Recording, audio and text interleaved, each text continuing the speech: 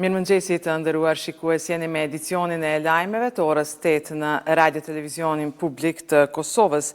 Ish presidenti Hashim Thaçi edhe sot gjatë ditës do të qëndrojë në Kosovë, ku në zyrat e EULEX-it do takoj familjarët e tij. Ai dje është lejuar nga gjykata speciale që vetëm pak minuta të qëndrojë pranë varrit të babait të tij.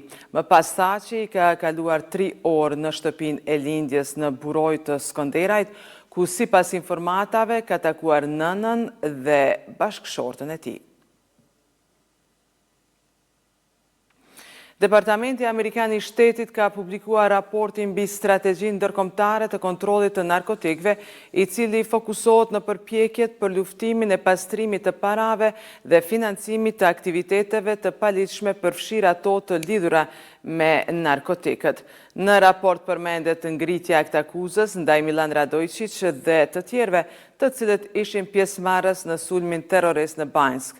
Në raport thuhet se në Kosovë, duke përdorur aftësitë dhe mentorimin e ofruar nga zyra ndërkombëtare e zhvillimit prokurorial, një prokuror ngriti aktakuzë kundër 45 të pandeorëve, përfshirë Milan Radojčićin, nënkryetar i Partisë Kryesore të Serbëve të Kosovës, i sankcionuar nga zyra e kontrollit të pasurive të huaja. Mali i Zi nuk është ftuar që të bëhet pjesë e deklaratës për bashkëpunim në fushën e mbrojtjes, e cila u nënshkrua më 18 mars në Tiranë nga ministrat e mbrojtjes të Kosovës, Shqipërisë dhe Kroacisë. Nga Ministria e Mbrojtjes së Malit të Zi kanë deklaruar për Radion Evropa e Lirë se ata nuk janë në dijeni që shtetit të tyre t'i ketë ofruar dikush të nënshkruaj këtë deklaratë. Deklarata ka të bëjë me forcimin e bashkëpunimit në mbrojtje për ruajtjen e paqes, duke përfshirë industrinë e mbrojtjes, veprimet për luftimin e kërcënimeve hibride dhe mbështetjen për integrimet euroatlantike sipas Ministrisë Kroate të Mbrojtjes. Përveç se kufizohet me të 3 vendet nënshkruese, Mali i Zi është antar i NATO-s, njësoj si Kroacia dhe Shqipëria. Ndërkaq nënshkruesit e deklaratës kanë theksuar se mbetet e hapur mundësia që kësaj nisme t'i bashkohen edhe vendet të tjera.